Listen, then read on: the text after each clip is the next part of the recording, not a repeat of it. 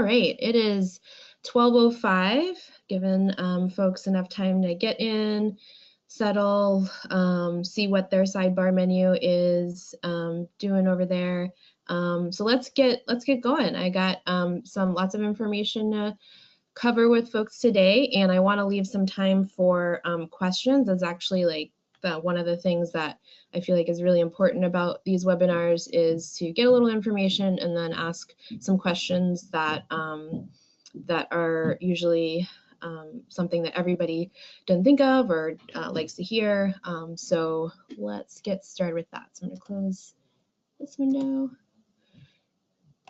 So hi, if you don't know me, I am Kelly Bierman. I'm here in the Farm and Wilderness Admissions Office, along with Sam Arfer, Director of Admissions. And I do a lot of chatting with parents about Farm and Wilderness camps and guiding them through the process of registration and what camp to choose, what would be a good fit for their child and their family. So I'm going to guide you through some of that process today. And just on this first slide here, I just have my contact information should you need it, because by no means after this webinar, you have all the information you need. I definitely encourage you to call here in the office if you have additional questions that come up or need more information. This is just kind of to help folks get started with what information we have already out there and what are some of the common questions that parents ask about our camps. So let's get started with the things we're going to cover. I'm going to try to keep this webinar to about 45 minutes. And like I said, I'll try to pause for questions that folks may have throughout. So after each section, I'll open it up to questions. And at the very end, I'll have a longer time for people to ask questions before they head out for the day. So I'm just going to do a brief overview of all of the Farm and Wilderness camps. And by brief, I mean a few sentences, just because if I could go on an hour each for each camp and we would be here all day, which is great, but also I feel like maybe you and I don't have enough time for that today. But I'm happy to go into more detail about any of the camps over the phone with you after this at a later time if you want. So we'll be brief just to get a picture of what we offer here at Farm and Wilderness. And then I'm just going to give you kind of like a little guide to what information is on our website, because I know a lot of parents like to do research and comparison for summer camps on their own and then come up with the questions that are specific to their needs. So I just want to show you what is available on our website for you to be able to do that, come up with those questions. And there's a lot of great stuff ready and available for you on our site. And then I'll go through a couple steps that you may take as a family to decide, because we have a lot of options to help you decide what would be the best fit for your camper and you in terms of summer camp with us.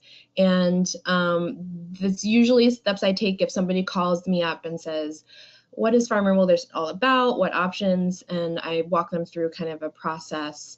And so that's kind of my process. It doesn't have to go in order by any means, but it's a good just overview and structure for folks. And then a couple tips of things to know before you register for camp, and then a couple things to know and anticipate for after you register with camp with us. And then we'll do some questions after. So that's what we're going to try to cover today. And let's get started with kind of just a brief overview. Whether or not you're familiar with our camps, I'll try to cover some things that maybe you might not know, even if you're a returning family. Some families are coming from just a day camp experience to overnight. Some are switching from one overnight camp to another overnight camp. So you may not know some things about one camp and be very familiar with others. So this is going to be hopefully helpful for you. So just very briefly, we have 8 camp programs total at Farm and Wilderness. One of those is a barn day camp, so a day camp for ages 4 through 10. And there is some additional programming for 9 and 10-year-olds, which I'll go into specifics about in a moment. And we offer 4 sessions for the summer for this day camp program. And one is a 1-week-long session and the rest are 2 weeks. And I'll go into a little more detail in a little bit about that. So it's a Monday through Friday time period, and there are no weekends involved with day camp. And drop off is in the morning at around 8:45 a.m. and pickup is around 4:15 p.m. So that's just kind of a brief, very simple overview of our day camp program. And then we have overnight camps as well, and we have 7 of those. And that's where we can get into multiple choices, and where an overnight camp is a little bit more, time intensive, financially intensive for families. And that's where a lot of families spend a little bit more time in their decision making, understandably. So our 7 programs run from ages 9 through 17. So you can see there's a little bit of overlap there with ages 9 and 10 for our day camp and our overnight programs. And then for ages 9 through 10, we have session lengths. We have 3 options. So it comes to an estimated about 2 weeks long, 3 week long, and a full summer, which is about 7 weeks long for lengths. And that's for 9 and 10-year-olds. And then once we get into the older 11 through 17-year-olds, those session lengths narrow down to the 3-week and 7-week options. And that's true across all of our 7 programs, with the exception of Tamarack Farm, and we'll talk about that in a little bit. And of course, each of those overnight camps has its own kind of focus and culture, even though they're all under the Farm and Wilderness umbrella and kind of follow some of the same programming with our mission and values. But each camp has very specific activities. Some overlap with others.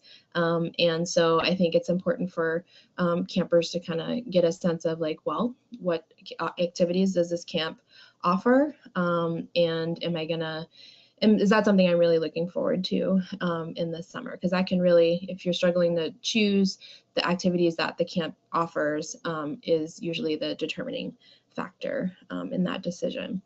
So that's just a brief overview. Does anybody have any questions about that? We're going to dive a little bit deeper, a little more detail. But if anybody is wondering something right now, I'm happy to answer anything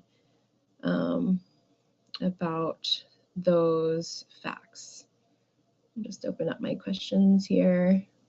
Looks like we're all good. I don't see any burning questions right now, so we'll move on. So a little more detail about Barn Day Camp. We have about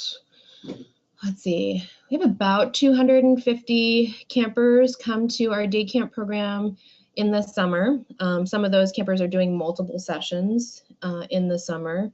And like I mentioned before, we have different lengths for those sessions. We offer a 1-week session, which for this summer, it's going to be the very first week of the summer. And the other 3 sessions are 2-week-long sessions. And yes, and multiple sessions. Many families do multiple sessions, so you can do a combination of that 1 week with another session for 3 weeks. Some families even come for the whole summer.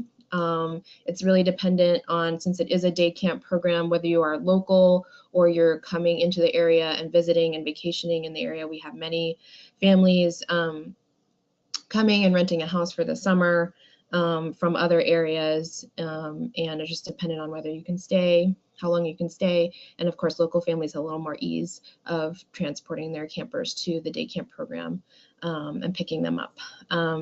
So that's something to consider.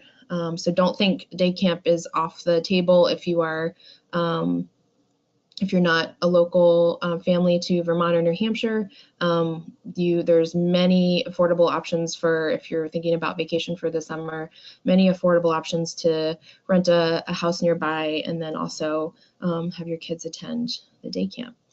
So a little about age groups. So 250 campers is a lot, and then each session has about, if you average it out, it's about 100 campers. Some sessions end up being closer to that numbers than other. It just depends on the enrollment for that year.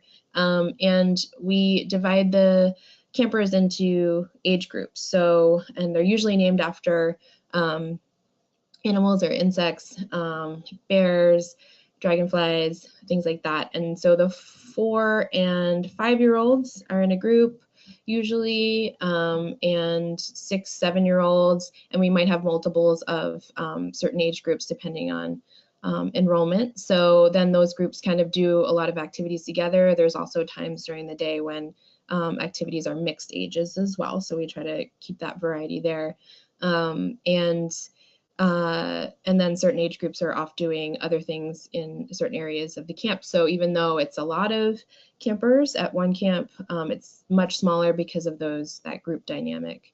And overnights. So Barn Day Camp, even though it is a day camp program, every session except for the 1 week long session, so all of our 2-week sessions offer an overnight at the end of the session. So what that means is that campers have the option, and most campers choose to stay overnight, camp out with their group from Thursday into Friday.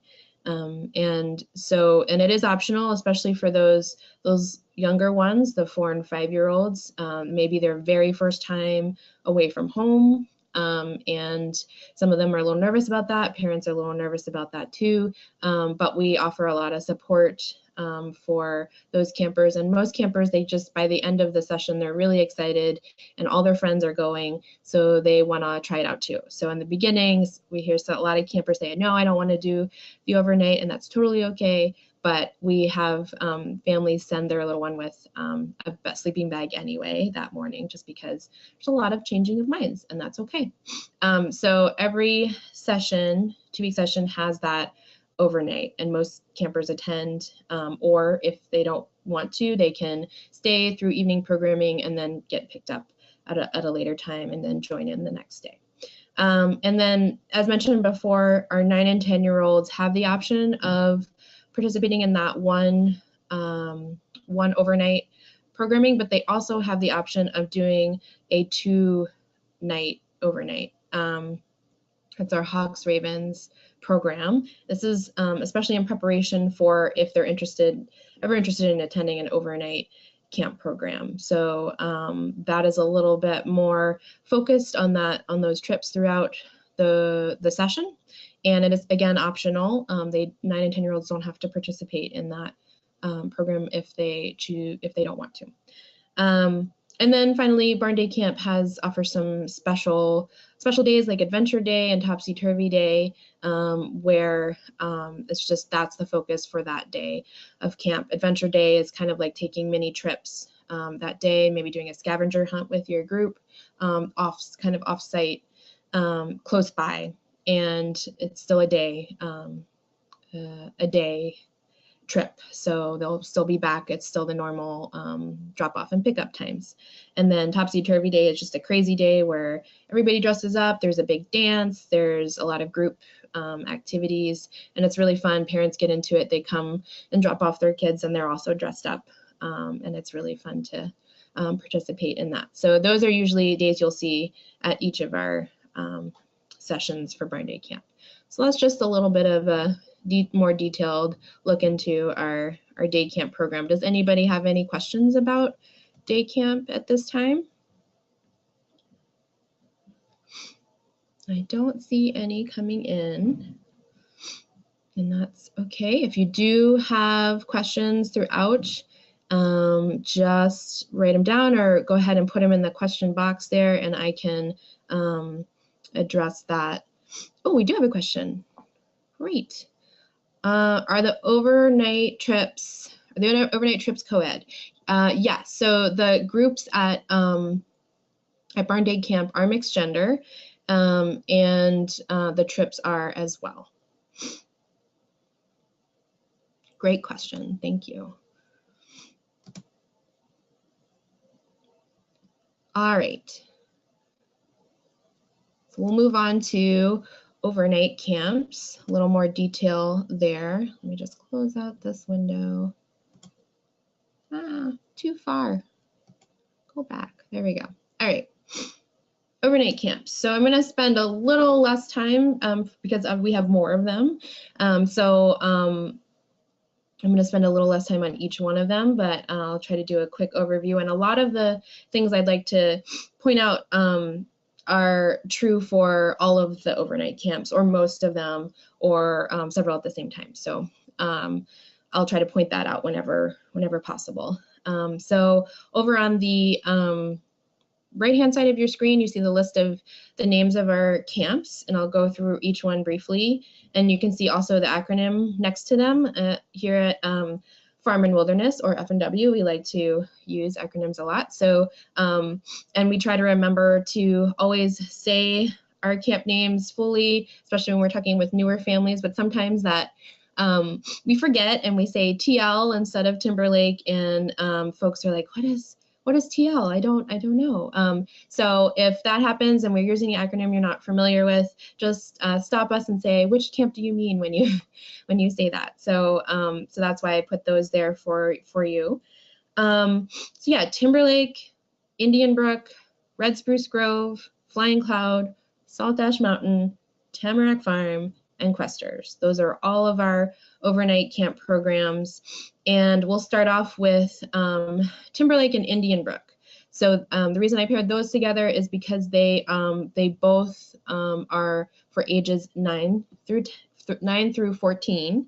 So there are camps that support the widest range of ages. There are also both our largest overnight camps. Timberlake is for boys 9 through 14, and Indian Brook is for girls 9 through 14. And then Red Spruce Grove is one of our newer camp programs. It is kind of still supported by Indian Brook a little bit in terms of space. It kind of stemmed out of Indian Brook, but it's now starting to be grow into its own program, and it's a program for girls ages 11 through 14, so a smaller age range there. It's also one of our smaller camps, so it supports campers up to about 14 campers per session, versus Timberlake and Indian Brook, which can get over 100 campers per session. So a much smaller camp, more focused on wilderness activities as well. Flying Cloud is all boys program for ages 11 through 14, much like Red Spruce Grove. It focuses on the wilderness aspect of programming, and it is again a smaller camp than Timberlake and Indian Brook, but it's larger than Red Spruce Grove. It's about 40 or so campers a session.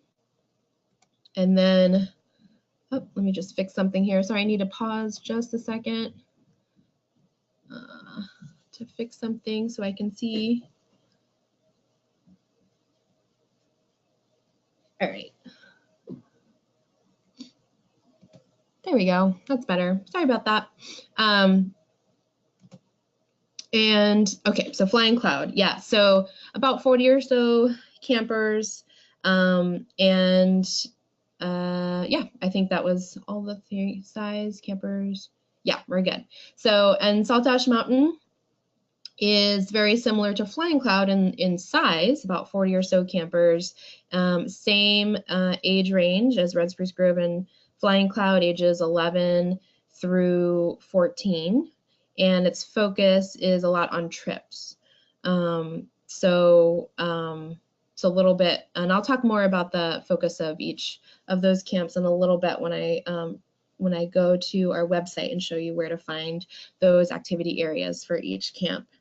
And And Tamarack Farm. So we've gotten to the point where, so Timberlake and Indian Brook, widest age range 9 through 14. Red Spruce Grove, Flying Cloud, and Salt Ash Mountain cover ages 11 through 14. And now we're entering into our teen programs. And before I do that, I forgot to mention that Salt Ash Mountain is a mixed gender program. So Red Spruce Grove, a girls program, Flying Cloud is for is boys, and Salt Ash Mountain is a mixed gender program. All right, so our two teen programs, Tamarack Farm and Questers, for ages 15 through 17. They are both mixed gender programs, and Tamarack Farm is kind of the one exception in terms of our session lengths for our overnight programs. It is only a full summer program, so we don't offer a 3-week option for that like we do with all of our other camps.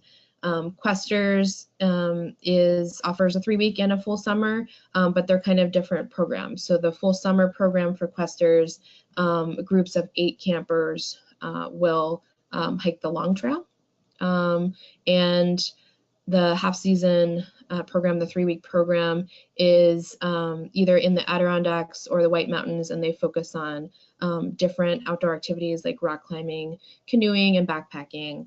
So there's a mixture of skills there. And Tamarack Farm, it can range anywhere from 40 to high 60s in terms of size, number of campers. And the Questers program, there's about 8 campers per group. So that is, in fact, our smallest program. And for good reason, they're out on the trail. They're not really at a camp for longer than a couple days because they are out hiking or canoeing or rock climbing or out on the Long Trail.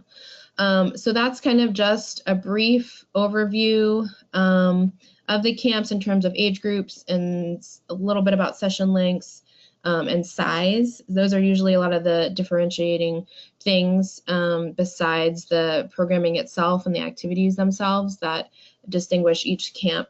The living spaces, most of those camps do have cabins. Our cabins are all 3-sided. So one side is open to the outdoors.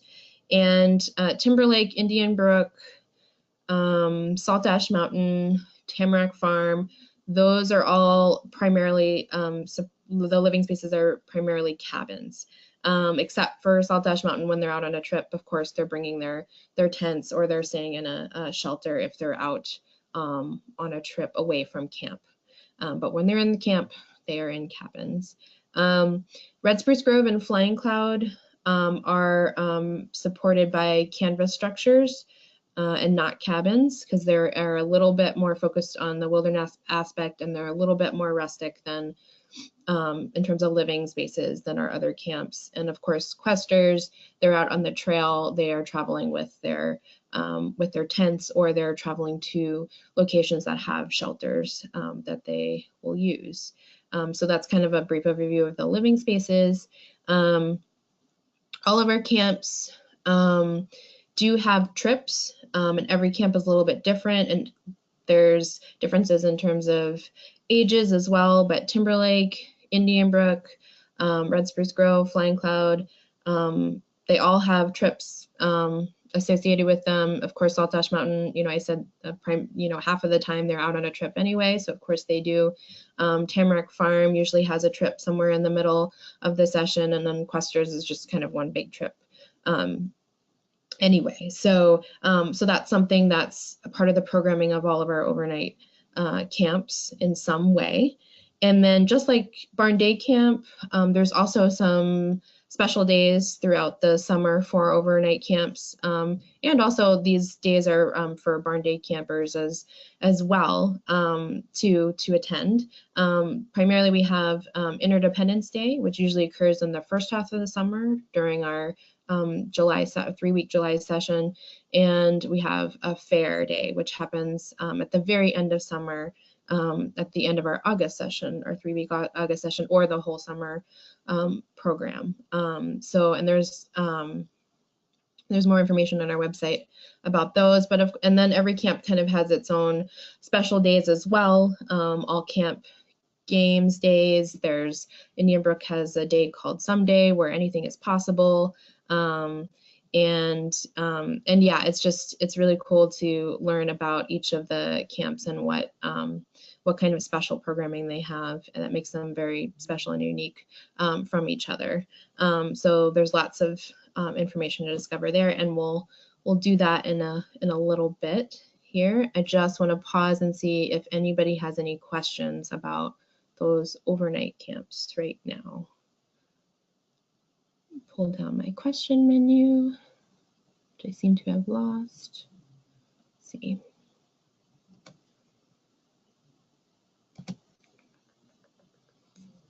All right, bear with me for just a second. I need to close a couple windows so I can find my question menu, because that is pretty important. I can see what you're asking.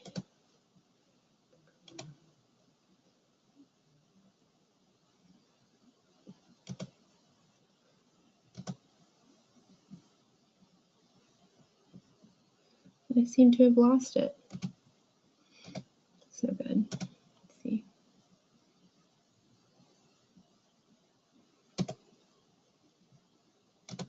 Close all the windows. Sorry about this. Pause. Grab a snack or a drink. Ah, there's that. There we go. Okay, I found it. Yay! I don't see any new questions on there. So if nobody has any, we'll move on. I'll bring this up and this up. Great. All right.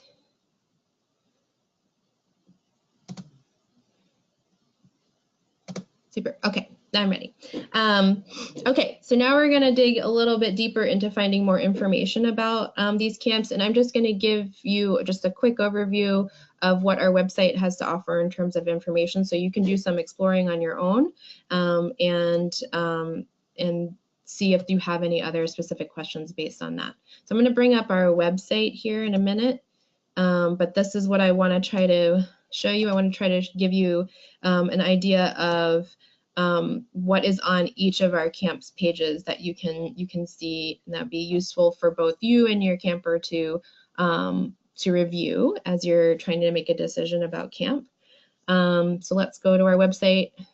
So we have photos, submitting an email to the director of the camp so that you can learn more information directly from a person other than calling us. A video, every camp has a great video, and we'll look at the activities page, which also has a day in the life of information, and there's maps of our camps and then some blog posts too. So let's take an example look at that. Let's do Flying Cloud and see what is on. So all of our camps are going to have very similar structure here on our site. So I'm going to move this over because I have a menu here that's blocking me. There we go. Okay. So they're all going to have, these pictures change a lot too. We have a great photographers that come in and capture some really great moments at camp. And so these rotate through, and there's some really great images here. Every time I come to the website, I see some new ones. So it's really fun to just come and look at the pictures even. So yeah, so we have this first little thing here. You can submit your email address if you're interested in connecting with the director of the camp or learning some more specific information about that camp. You can be put on a list for updates about that camp if you'd like. So there's that. Here is a section that's really good to look at with your camper. So every camp next to this activities block here has a video that you can play. It has some really great interviews with campers and staff and just capturing some good moments at camp to just kind of get a sense of what the culture and the environment of that camp is like. And then for activities, every camp has a list of what the camp focuses on in terms of the areas, general areas in which programming is structured at that camp. So for Flying Cloud, Simple Living is an activity. A lot of one very specific part of Simple Living is they do need to hand pump their water for the day. So part of living at Flying Cloud and working as a community at Flying Cloud is just learning how to work together to make sure that everybody is able to live in that community. And that is an activity area, and it rotates through all the campers, and they learn a lot of new skills in that area. Wood skills, crafts and music, games, traditions and ceremonies, trips and adventure. So those are the main highlighted activities for Flying Cloud. It might look a little different when you look at all of the other camps, what their main focus would be in those areas. And then most of the camps do have this little thing at the bottom of the activities where it's kind of like a day in the life of kind of overview of what happens on a typical day at camp. So not one of those like special days or a day where they're on a trip or something like that, because that happens too, and days look different depending on what's happening. All right, so now we also have underneath the activities area, we have a map too. Most of our camps have a map, so it's really nice for parents and campers to kind of see if they've never been to our camps and don't really have a sense of the space. It's really nice to kind of just see these maps, see how everything's laid out, see where all the tents or cabins are, what kind of facilities are offered. And so that's Flying Cloud. So that's kind of nice to just have that and be able to show that to your child. And then underneath that we have blog posts. Every camp director or staff person has made blog posts throughout the summer and throughout the year about different topics, usually relating to that camp. And that's really a great source of information, just to kind of see, you know, there's a lot here about how the summer went this year for campers at Flying Cloud. So definitely a great resource as you're learning more about each camp. So that is kind of just to let you know what is on each of our camp pages here at the top menu, just so you don't have to go searching or have to use the search button, kind of get a sense of what's there for you. Any questions about that information or how to find certain information for each camp? That's more of kind of a general overview of the feel of the camp, the programming, things like that. There's I'm going to move on into some more logistical information for families. Oh, that's a great question. So I have a question. How would you go about choosing which camp would be best for a 12-year-old boy? Yeah, so there are 3 options there, right? So there's Timberlake, there's Flying Cloud, and there's Salt Ash Mountain. I'm actually going to take that question and I'm going to use it as an example in just a moment, because I'm going to, after I talk about where to find the logistic information for families on our website, I'm going to talk through some of the steps that I walk parents through when there are 3 options like that, and how to narrow down your choices or focus on certain pieces of information that might help you make a decision like that. So I'm going to hold that question for now, and we're going to get there in about 5 minutes, if that's okay. And I'll use that very specific example for a 12-year-old boy.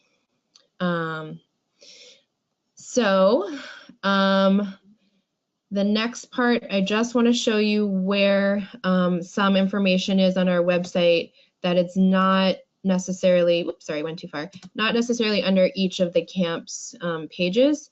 Our family info pages are really great sources of information for tuition costs, session dates, and just the general calendar for the summer, travel information, parent handbooks, packing lists, financial aid information, and health and safety. So those are all things that are not on each of our camp pages. Those are pieces of information that you would find under our family info page. So I'm just going to show you briefly where that is. So it's this menu on the very far right-hand side next to all of our camps.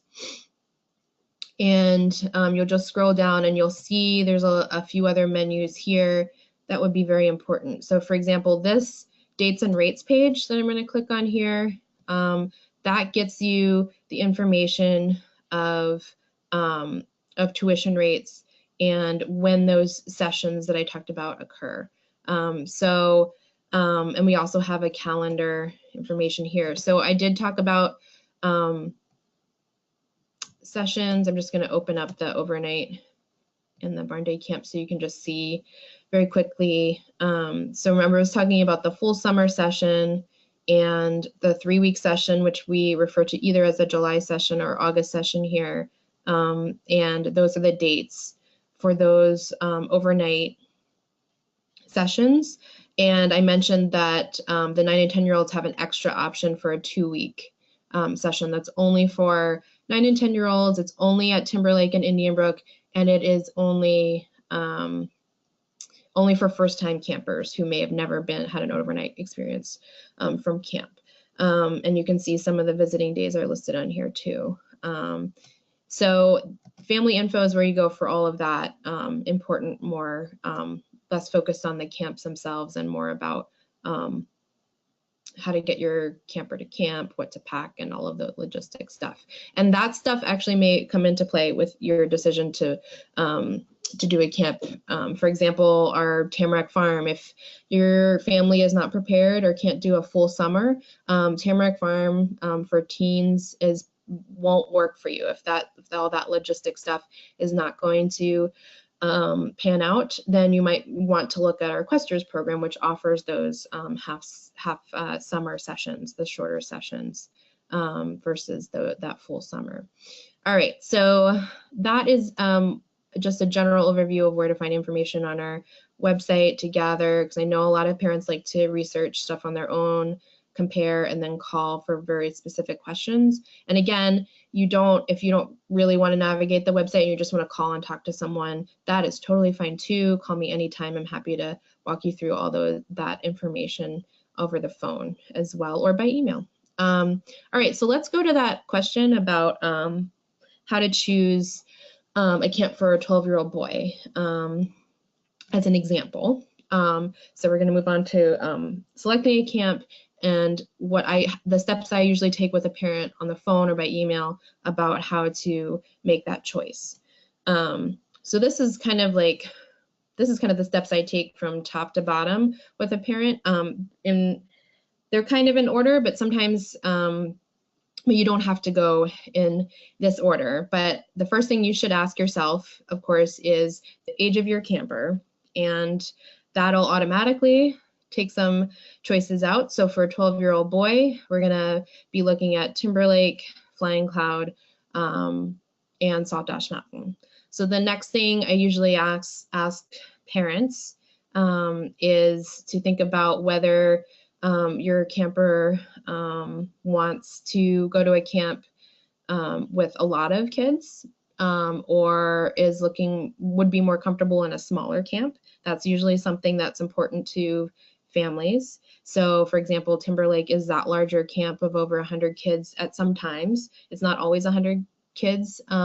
Some groups are out on trips, so it's a smaller camp, a little bit more quiet. Versus Flying Cloud, which is about 40 campers, a little more intimate in that way.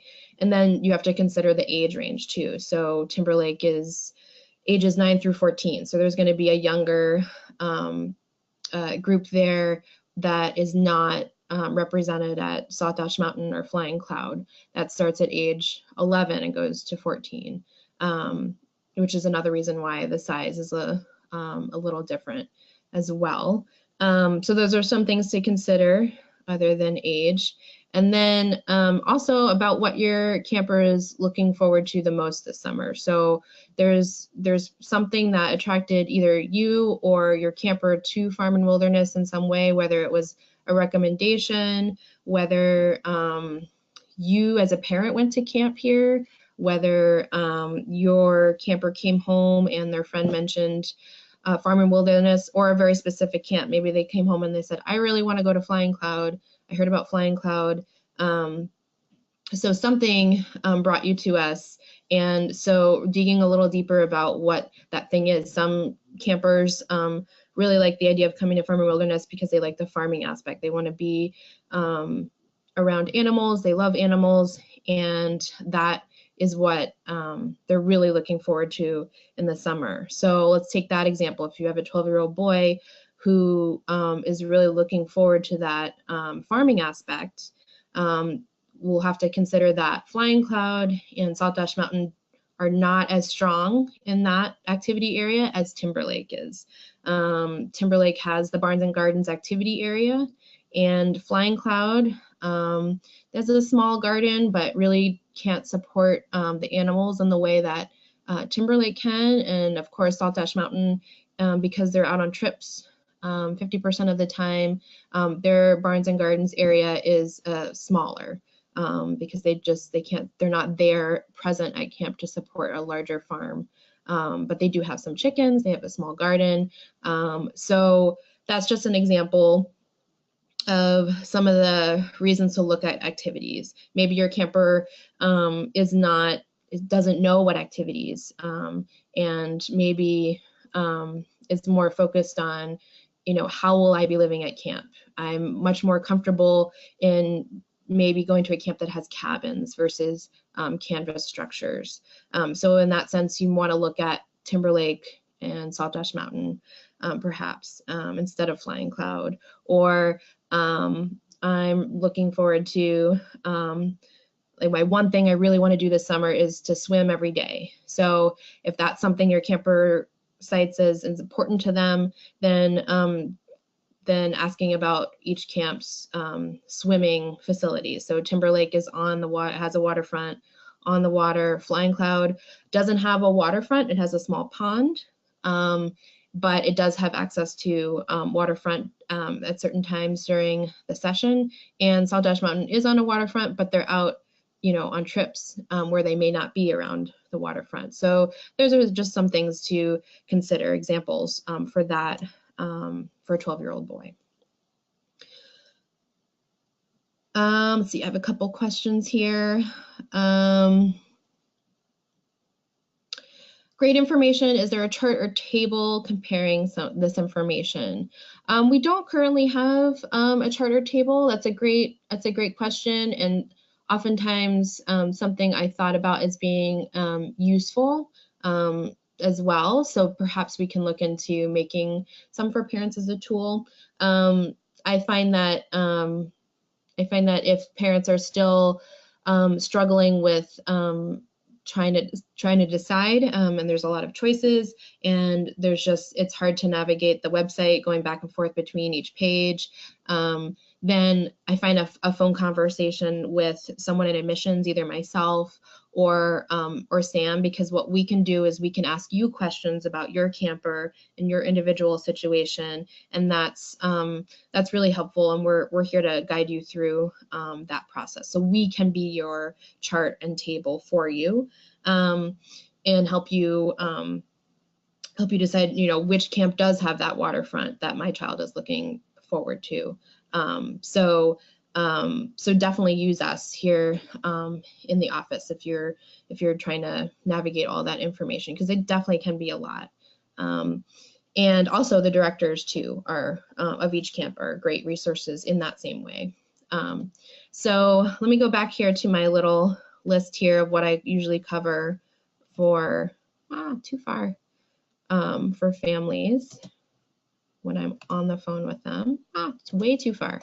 We are not there yet. All right, so we narrowed down the options with a couple of those examples of things. You can do that on your own, or like I said, we can help you here at admissions. with narrowing them down, which is, my next step here, chat with admissions. And I usually, if you don't already call us to chat with us, and you're just kind of doing your own research, and you want to bring your camper in on that conversation, or your camper actually has done the research and wants to bring you on that conversation, it's good to just give us a call anyway, and especially at this point in the year, registration's been open since the end of October. It's good to just call admissions and see what the availability is for all your choices. So if you haven't narrowed it down, you still have 3 choices in front of you that you're trying to make a decision for, give us a call, because the availability of each camp may actually help you or force you into a decision. So for example, Indian Brook right now has limited availability for certain age groups. So while your first choice may end up being Indian Brook, once you go through all the details and talk with your camper, you may be on a wait list, and then you might have to look at your other options. So that's something that could also narrow your choices down for you. And I encourage you to call us for availability before you sit down with your camper and you and your camper like decide. Because I have a lot of parents call and they say, well, we spent like a couple hours chatting about it, looking at the videos, and we finally come to a decision that we'd like to attend Indian Brook. And then I have to tell them, I'm sorry, we are on a wait list right now. And so that can be a little disheartening for campers who have their hopes set on that. So just a good, check-in with admissions is great to help you anyway, even if you're doing research on your own. And then after you've kind of made a decision, or maybe you're trying to go back and forth, that 12-year-old boy example, like if you're going back before you've decided, okay, well, we're not going to go to Salt Ash Mountain because, I don't know, because we don't want, the camper is not going to enjoy that much being out on trips that much. So we're in between Timberlake and Flying Cloud, and we really just don't know what to decide, because we feel like, both of those programs would be really fun. And and I can answer questions for you, but more detailed questions to a camp director. So each of those camp directors for Flying Cloud and Timberlake, that conversation with the director is really helpful and can help you figure out where would be a good fit. And sometimes you may leave those conversations knowing that either one of those choices would be a good fit. And that's, sometimes even helpful as well. You can also connect with the Farm and Wilderness families and community. We have a list of families that have attended various camps, and they are reference families, so you can call them and get recent experience from their campers. Their campers are still attending, or they've just attended camp, and you would find that under, let me go to our website and show you where those are. Family info. We have our references here right underneath dates and rates and financial aid, and they're grouped by camp. So if you're having a hard time deciding between Indian Brook and Red Spruce Grove, there's families listed here, and you can call and talk to them about their experiences. They're very happy to chat with you. So that's an option as well.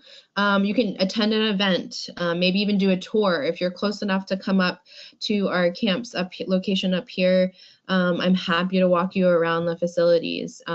They're going to be empty. They're not going to have kids at them, and they look a little less fabulous without the kids than they are in the summer. But I do tours in the summer as well. But it's still sometimes helpful for families to see, like, what does a cabin look like?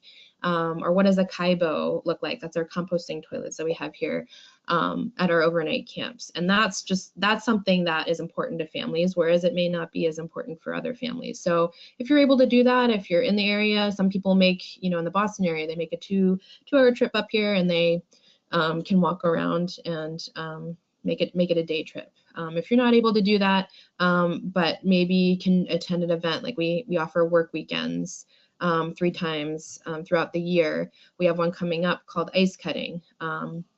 And those are held here, and they're over a weekend. So those folks who live further away kind of plan and make it a longer trip for them.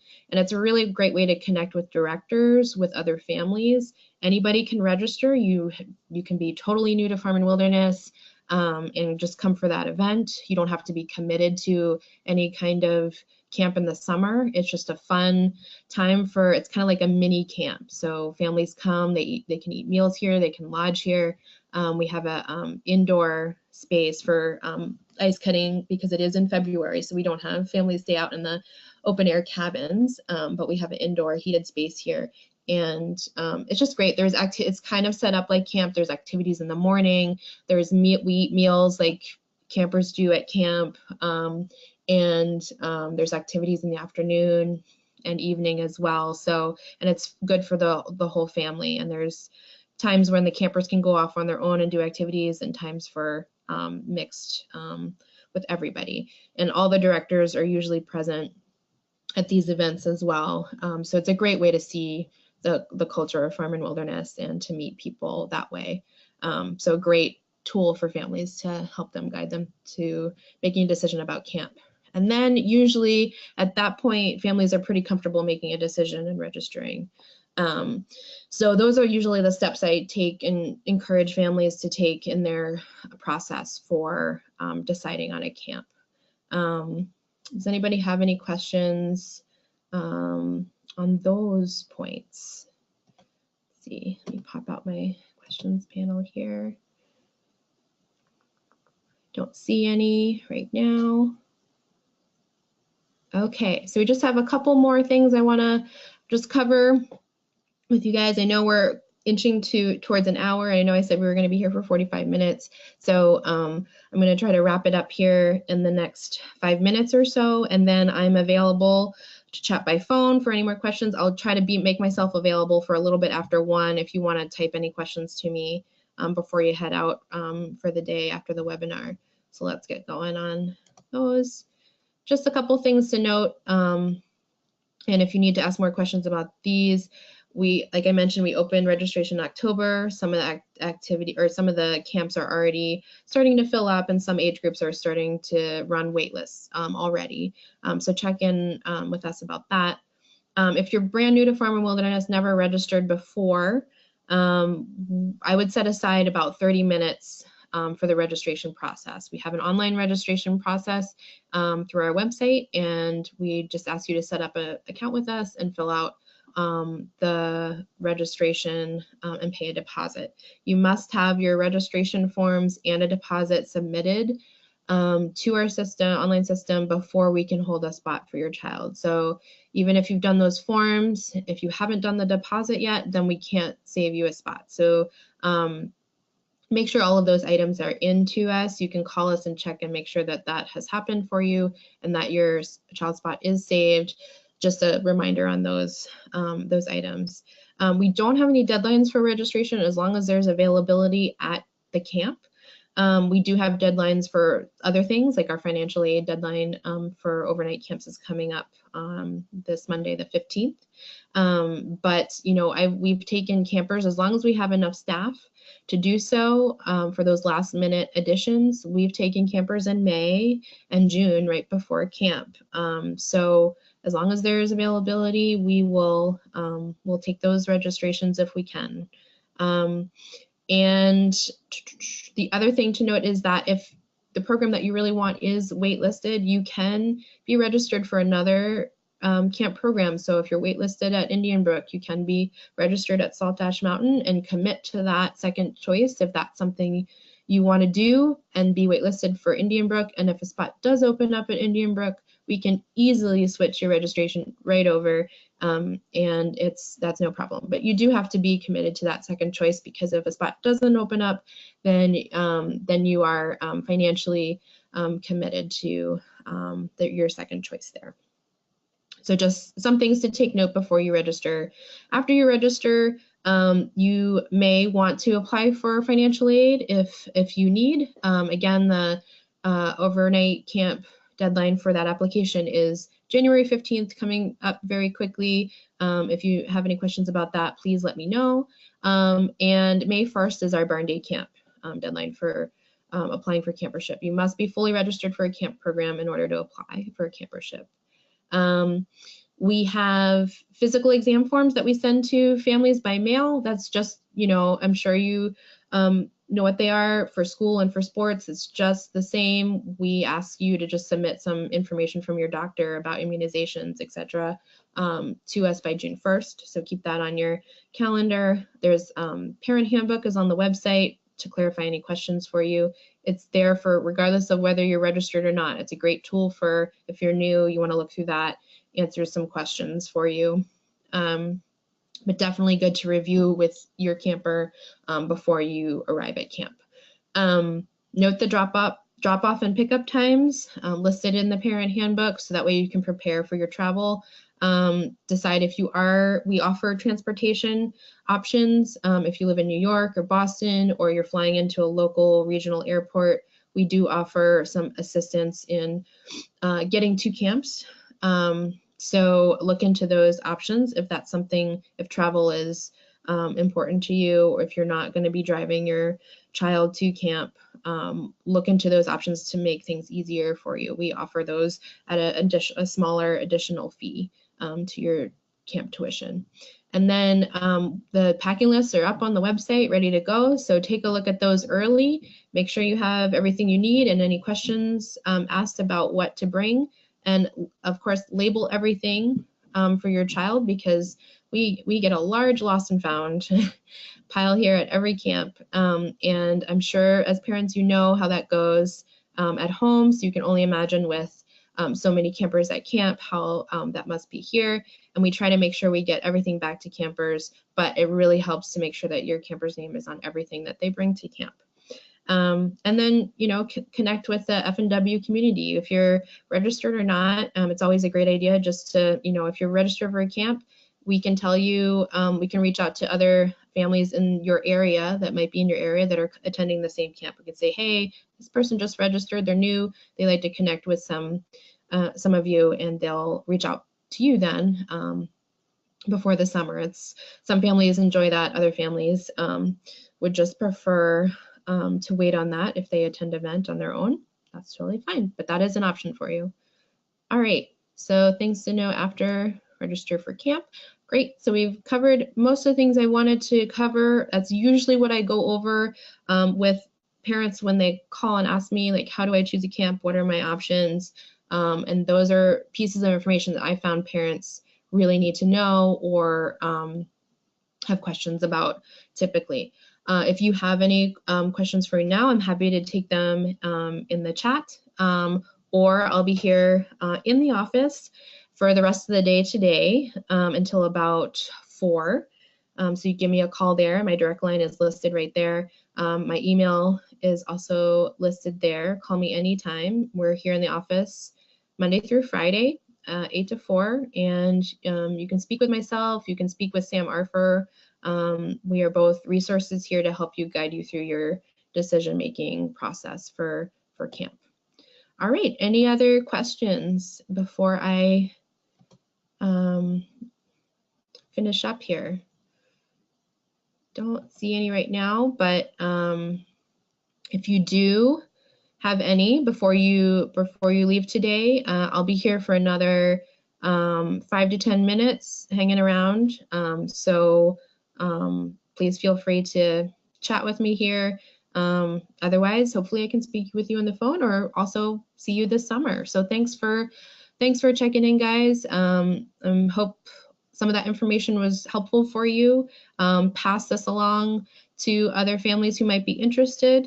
A recording of this has been made, so hopefully we'll get that up on our YouTube channel, and you can rewatch it or show it to folks that might also find this helpful to them as well. So thanks a lot. Thanks for joining me, and hopefully see you soon.